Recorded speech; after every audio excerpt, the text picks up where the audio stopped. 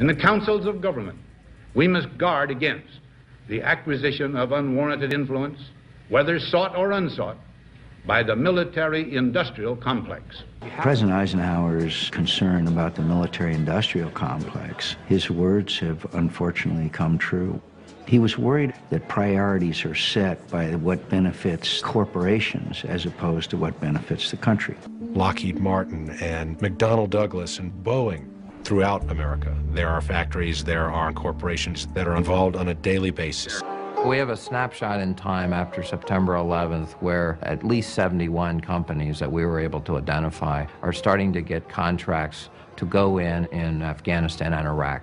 All of the top 10 companies had former U.S. officials who had worked in the Pentagon or other parts of the U.S. government on their boards of directors. The Carlyle Group plays in industries and in an area that are heavily influenced by politics. My understanding is they are now the 11th or 12th largest defense contractor, a multi-billion-dollar annual enterprise with an almost obscenely high profit margin. They hire defense experts like Frank Carlucci or Frank Finelli. They hire politicians like George Bush Sr. or James Baker III. And the Iron Triangle is, in some ways, a uniquely American phenomenon. It's the confluence of the military, big business, and politics.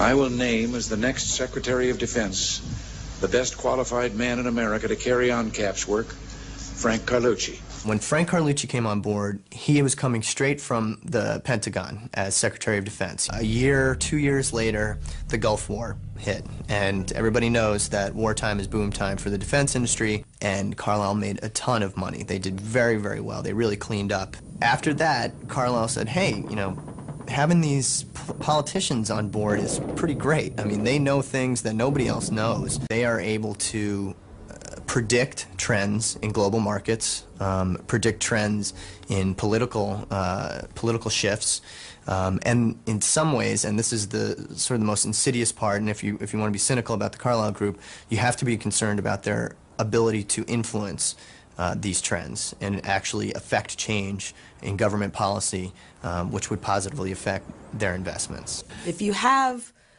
an organization that is able to operate behind the scenes without real accountability, and that same organization has the ability to ruin political careers for people who are a little bit too inquisitive or a little bit too honest, or to shape public thinking, then we have the means for a kind of control globally that is probably unprecedented.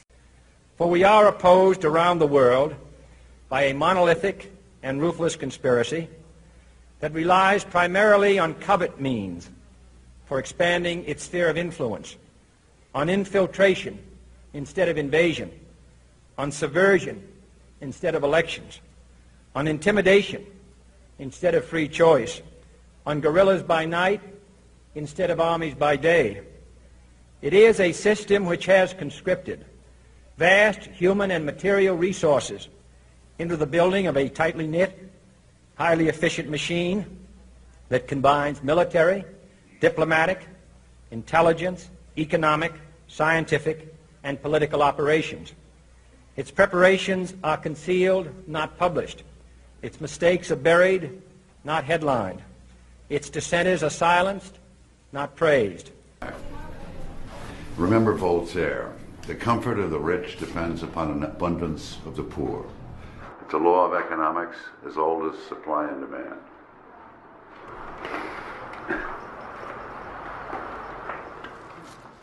So what do you think? I mean, it's great. It's great. No, I mean as something for you to do with your own writing. I don't know. I mean, does it really have an impact, or do people just leave the theater and forget all about it? Well, let's ask somebody who knows. Robert Altman. Louis, how are you? Robert? Good to see you. This is Mike Vanzetti. Hello, Mike. Nice to meet you. How are you? Good. And action. Ask him your question. Well, I was wondering, do you think that film can serve a progressive political purpose? Serves a progressive political purpose? Yeah. Sure, it can serve anything. If Nixon says, or if Bush says, fuck him, and you said, I saw him say that, and he said, I didn't see it. But if it's on film, everybody can say, fuck him. Fuck him! Fuck him! Fuck him! Fuck him! Fuck him! Right. So you think your films have changed people's minds? Oh, I don't know about that. And on the other side of things, I mean, do you think that big-budget Hollywood films, do you think they serve a kind of propagandistic purpose? I think that Hollywood would make a film about anything. If it could make money. If it would make money. Yeah. I don't think they have a conscience whatsoever, or even an agenda. They fly from New York to Los Angeles, shitting every step of the way on all of us. Hey, why don't we put Altman's theory to the test? How would we do that? Just be sure to pack your screenplay. You do have a screenplay, don't you, Mike? Who doesn't?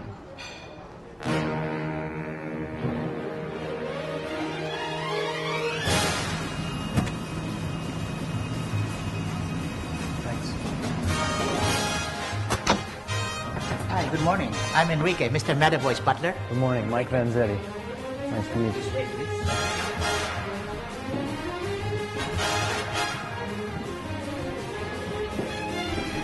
Mr. Metaboy will be with you in a moment. Thank you.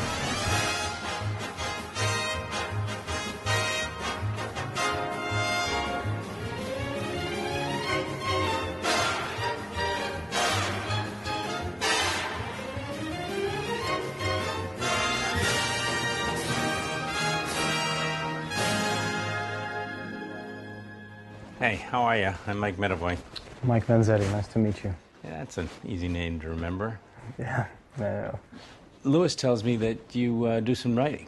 Well, yeah, I've been working on a novel since college, and I started a screenplay about the suburbs. Teen comedy meets Spielberg? Well, not exactly. It's a sort of dark meditation on the emptiness and sterility of everyday life. Gee, I don't think I can help you with that one. You know, I'd like to sell you an idea. Come on over here, I'll show you. First, a little edutainment.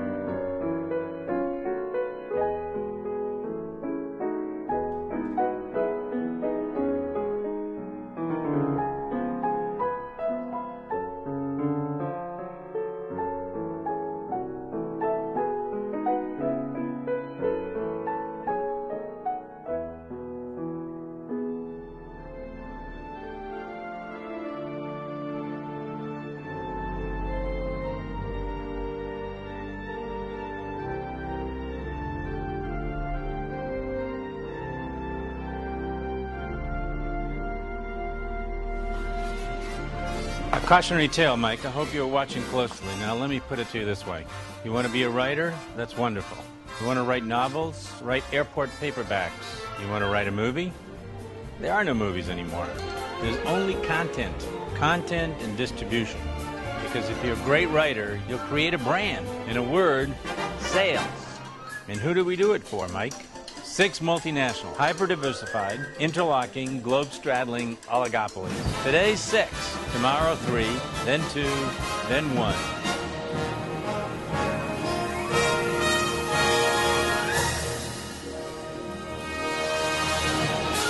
All of evolution, nature herself, has led us to this moment. It is, to borrow a phrase, the natural order of things today.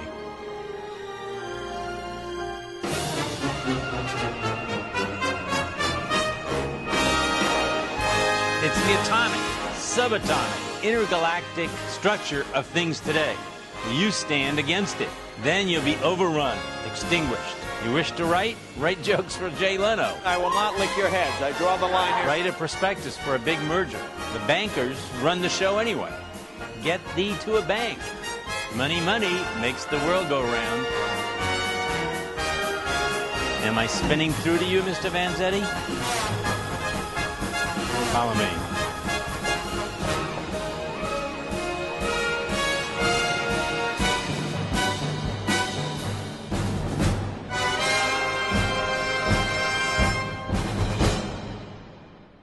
In October 2001, George W. Bush signed into law what civil libertarians characterized as an all-out assault against the Bill of Rights.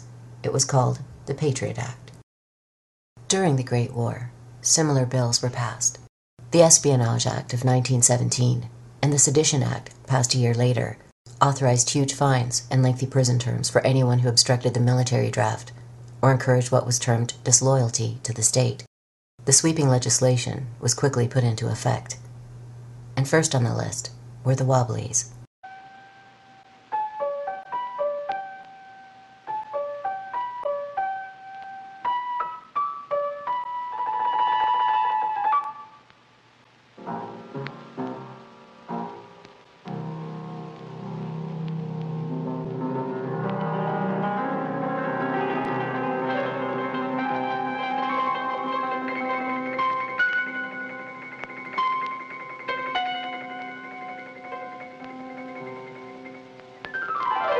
In many ways, the Wobblies were the most impressive example of a union movement in the history of the U.S. working class. Wobblies was the nickname for an organization called the Industrial Workers of the World, IWW, which flourished in the first decade and a half of the 20th century. The American Federation of Labor, which was the main craft union at the time, refused to organize African Americans, immigrants, and women workers. So that meant excluding the vast majority of the working class from the union movement. Along come the Wobblies, and they set out from the beginning specifically to organize immigrants, women, African Americans alongside white workers in what they called one big union. They led some of the most successful strikes. One of their strikes was the first sit-down strike at the time. Women workers played leadership roles, something that was absolutely unheard of at the time. Their philosophy was a revolutionary philosophy. It's known as anarcho-syndicalism. A federated, decentralized system of free associations incorporating economic as well as social institutions would be what I refer to as anarcho-syndicalism, and it seems to me that it is the appropriate form of social organization for an advanced technological society in which human beings do not have to be forced into the position of tools, of cogs in a machine.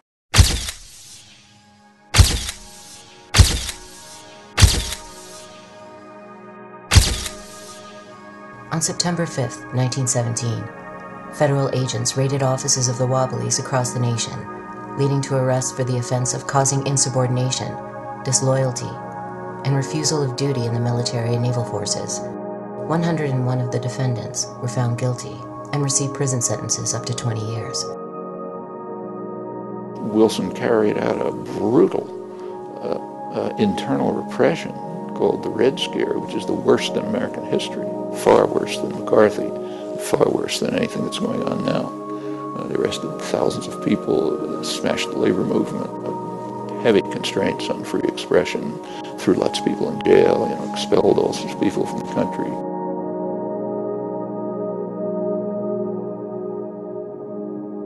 Yet what had started as a hunt against radicals soon spread to every corner of American society.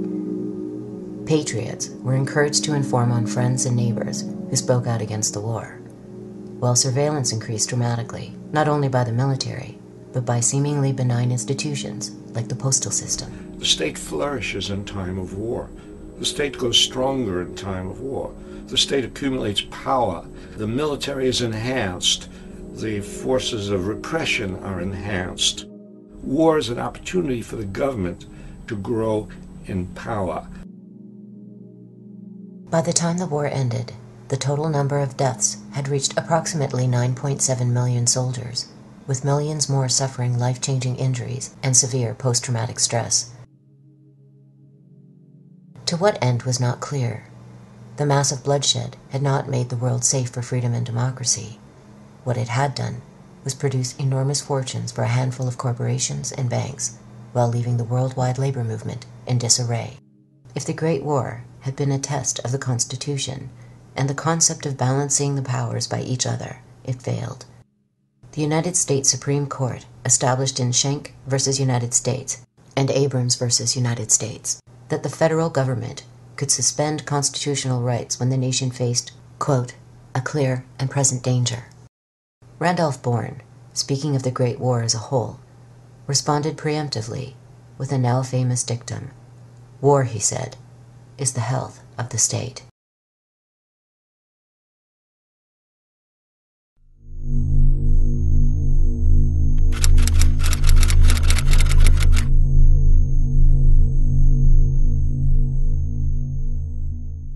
The definition of polyarchy that we have in the social sciences is a system where the participation of masses of people is limited to voting among one or another representatives of the elite in periodic elections. And in between elections, the masses are now expected to keep quiet, to go back to life as usual, while the elite make their decisions and run the world until they can choose between one or another elite another 4 years later.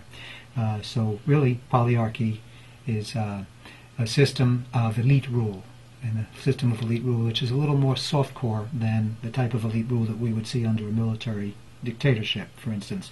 But what we see is that under a polyarchy, the basic socioeconomic system does not change. It does not become democratized. Wealth is not redistributed downward. You don't see a more equitable redistribution of wealth and resources. So that's the key. Socioeconomic dictatorship and free elections. That's the prescription for polyarchy. Participatory democracy would see not only more participation of people in the running of their daily affairs, but it would see a democratization of the economy, democratization of social relations. In the 20th century, you can't really talk openly about rule by the rich. That doesn't sound nice. The devices that have been developed, propaganda devices, are ruled by the more competent, the technocratic elite, the responsible people, the educated sectors. There's a huge literature on this, but maybe the primary source for the 20th century is the leading public intellectual of the 20th century in the United States, Walter Lippmann, highly respected commentator on public affairs, also a theorist of democracy. During World War I, people who later emerged as sort of the founding fathers of modern communication research, modern communication applications, mass media applications. Quite a number of them had worked as propagandists during World War I, often as relatively young people who were shaping their own ideas at the time. And one of them was Walter Lippmann, and Lippmann has emerged really to this day as a leading intellectual light of a particular way of looking at society. Today, Walter Lippmann is known as the Dean of American Journalism. Yet during the Great War, he had been chief leaflet writer and editor of a U.S. propaganda unit. He also served as secretary of the Inquiry, a quasi-intelligence agency. Before dealing with Lippmann's contributions to political theory, we first have to understand the forms of democracy that have characterized the United States and other Western nations since the age of the Great Revolutions. A leap forward from the age of monarchy, the new nation-states would nevertheless preserve the concept that wealthy elites had the right to rule over the mass of the population. Well, it's done me a sight of good coming forward in time like this, to see how wonderful things have turned out. But I wish I could take you back with me, back in time, back those 200 years when we were starting as a nation. I wish you could have seen this country then.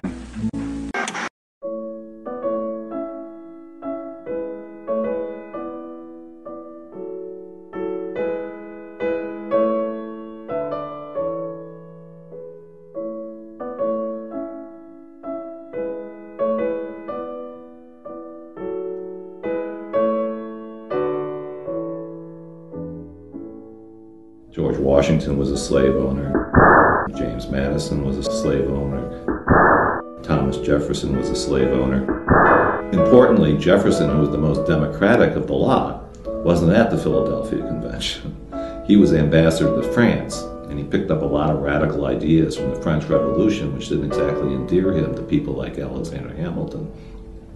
The initial divide in American politics then goes back to those roots. It's Jeffersonian Democrats against Federalists, the leader of whom, until he was killed by Burr, was Alexander Hamilton. Essentially a class struggle, a class conflict. Thomas Jefferson was, in fact, a fairly radical democratic thinker in his time. And clearly the Declaration's statement that we hold these truths to be self-evident, that all men are created equal and endowed by their Creator with certain inalienable rights, was a powerful democratic statement. And although Jefferson would not have applied it to women or to Indians or to blacks, nonetheless, in all of those cases, those words would come back to be very serviceable for those groups in pushing civil rights and civil liberties forward in the United States from where Jefferson's statement left them. The problem with the Declaration of Independence was that once independence was won from Britain, then the question became one of governance. How were these former colonies of Britain to govern?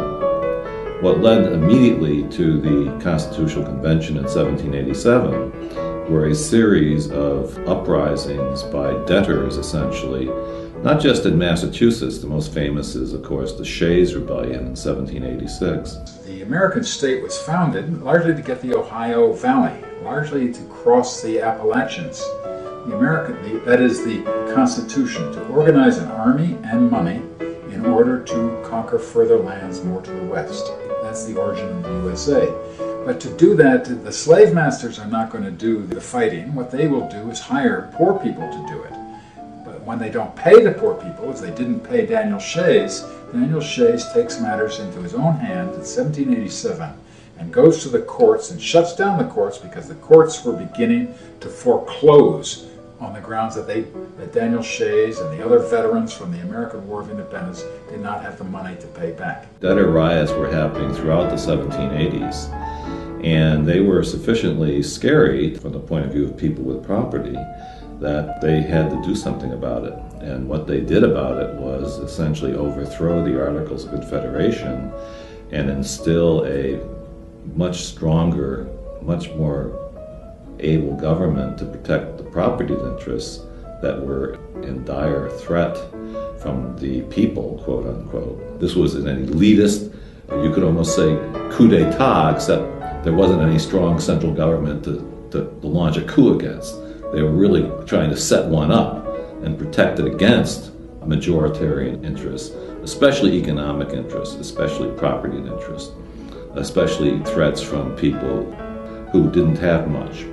First thing they did when they got to Philadelphia in 1787 was they locked the doors. The only reason we know what happened behind those closed doors were that people like James Madison kept extensive notes. The American Constitution was formulated primarily by James Madison. He's the major framer of the Constitution, and he wanted to overcome what he called the tyranny of the majority. He said a primary goal of government is to ensure that the opulent are protected from the majority. So therefore he designed the Constitution in such a way that, as he put it, the wealth of the nation will be in charge. The more responsible set of men, those who sympathize with property owners and their rights. And the system was designed that way. Power was in the Senate, which was the least representative body, and it was the wealth of the nation. In fact, it still is. The House of Representatives, which is more democratic, in theory, was given much less power. And the powerful executive is also supposed to represent the wealth of the nation. In Madison's defense, one should say that he was really pre-capitalist in his mentality. He assumed that the wealthy would be what he called benevolent gentlemen who would not be concerned with their own interests, but with the benefit of the people. Adam Smith, who preceded him, was much more realistic.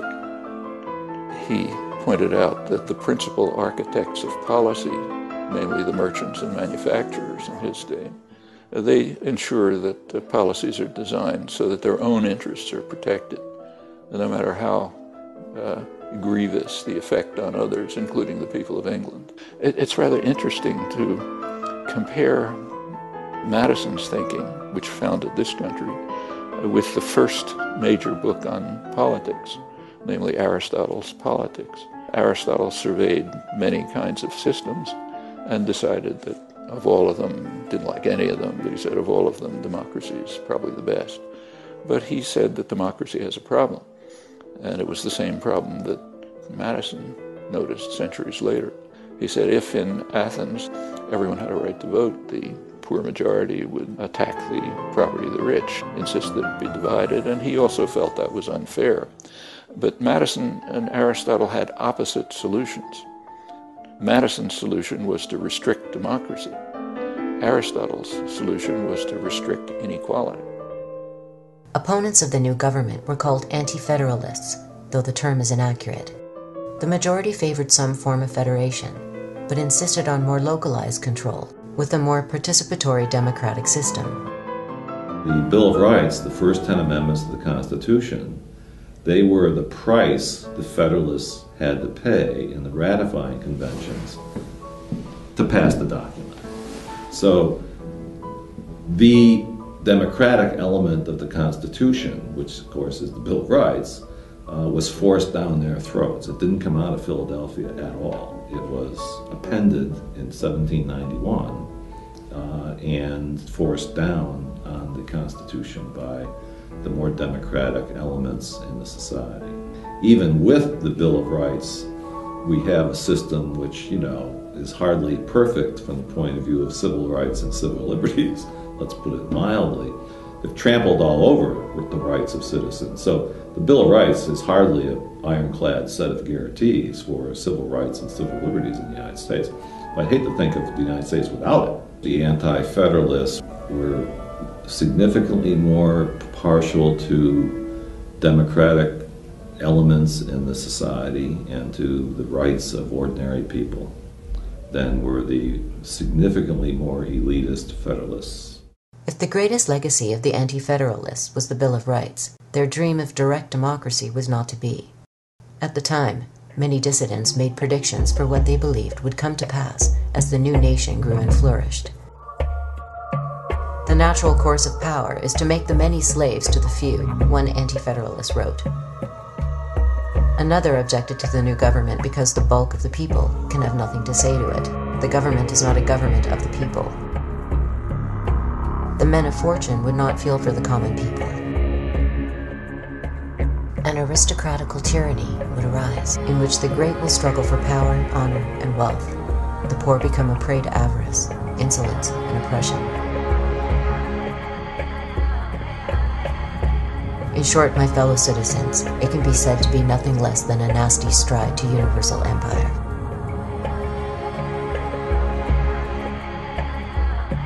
A significant model for both the Federalists and Anti-Federalists were the Iroquois, who had created a highly sophisticated and democratic federation of self-governing units.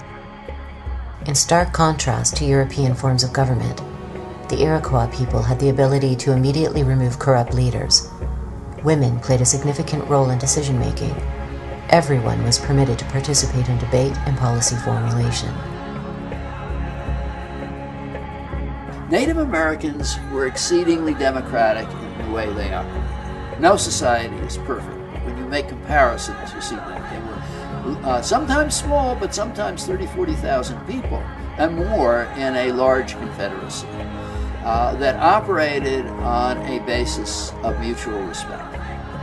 Mutual respect that developed out of experience, because if you didn't treat people equally, then they were going to give you trouble.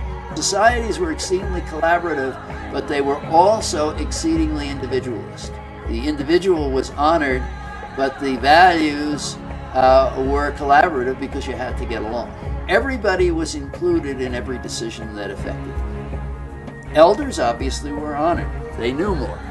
You listened to your elders, but everybody had a say. You have an extremely participatory society, and as it moved up to larger, there's a great deal of decentralization. So if you had a large number of people, and they would be in a federation, the village would decide for itself. The tribe would then decide, but the individual villages would have to decide. Then the tribes in the federation, their representatives would meet. But they wouldn't decide for everyone. They'd have to have the consensus of local people. So if there wasn't consensus already, they would have to go back and discuss it. So that to the extent that there was representation, these were representatives who were truly representative. They would have to go back. They wouldn't keep their positions unless they consulted people. And they knew that. Even if they had the authority to make a decision, people would go elsewhere and not keep them as leaders if they didn't listen to them and they didn't treat them. By and large, you had a much more participatory society, and even on the larger, more representative level, the representatives really had to listen to their constituencies. Ironically referred to as primitive and savage, Native Americans had actually created a far more democratic system of self-governance than any civilized nation in history. But their anarchic models, as well as the more limited democratic systems proposed by the Anti-Federalists, were incompatible with Madison's elitist vision. In republic and parliamentary democracy alike, citizens would be reduced to passive observers. They would be allowed to pick and choose which individual made decisions on their behalf, but they would not be able to make those decisions themselves. Returning to the period after the First World War, we find widespread support amongst intellectuals for Madison's elitist interpretation of democracy. According to Walter Lippmann, the public's function in politics was to be interested spectators of action, but not participants. Yet Lippmann perceived a problem. New technologies in communication and transportation had awakened millions of disenfranchised people to a new world outside their towns and cities, while traditional economic, political, and social structures remained in place. Something had to change. But rather than advocate structural changes in society's institutions, Lippmann suggested that propaganda readjust the public mind. In his essays on democracy in the 1920s, which are incidentally called progressive essays on democracy, he was a Wilson, Roosevelt, Kennedy liberal in the American sense. He says that the majority are simply incompetent. They are ignorant and meddlesome outsiders, in his view. That's the majority of the population. And to allow them to participate in decision-making would be a complete disaster.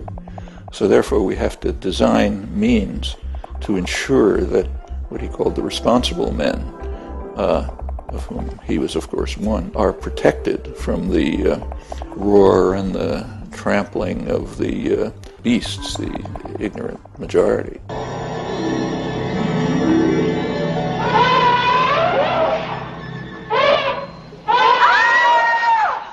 And he devised a number of methods. Lippmann called it the manufacture of consent. We have to manufacture the consent of the ignorant and meddlesome outsiders, mass of the population. And the huge public relations industry was developed at the same time. They are the people who manage and control the marketing exercises that are called elections in the United States. And of course, one of the problems of the modern media is that it has tended to obliterate the local political meeting. I was elected in 1984 for Chesterfield, which is a mining town, and in the course of 3 weeks I did 70 public meetings. People came to churches, came to meetings, you spoke in the open air, and you could hear the candidate. Nowadays, all you do is hear the media's description of what the candidate is saying. And one of the strange things about it is that politics is now presented in terms of politicians and not politics. I don't think the media are interested in politics. They're interested in politicians, which is a wholly different subject.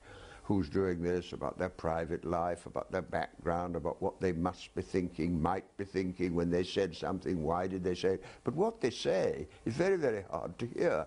And I think this is, in a sense, indeed quite deliberately, destroying the genuine democratic base on which people are elected. It's very interesting to me that President Clinton, for example, was elected by only 1 in 5 of the American people. 4 out of 5 Americans didn't register, didn't vote, or voted against him. So Clinton, on 20% of his own electorate, claimed to have a mandate and claimed to exercise the power of the United Presidency, which is the most powerful position in the world, with nuclear armory and its economic and political power and so on. And that process is beginning to happen here. The Labour government was elected with only 1 in 4 voting for it. And the danger of that, the political danger of that, is very, very great. Because if people don't vote, because they're not motivated to vote, because the whole thing switches them off, the spin doctors, the focus groups, all the marketing rubbish that goes into modern political argument, if they don't vote, it destroys the legitimacy of the government that is elected, and then people become cynical, and that is the moment at which the hard right picks up. Because my recollection of Germany in the 1930s is very, very clear. When the German people had mass unemployment, they were pessimistic, they were hopeless, they were depressed. Then they went for the man who had a scapegoat. It's the Jews, it's the communists, it's the trade unionists. And that is the danger. Democracy requires a well-informed and understanding people with clear ideas which they wish to see represented. And now we're being managed and not represented.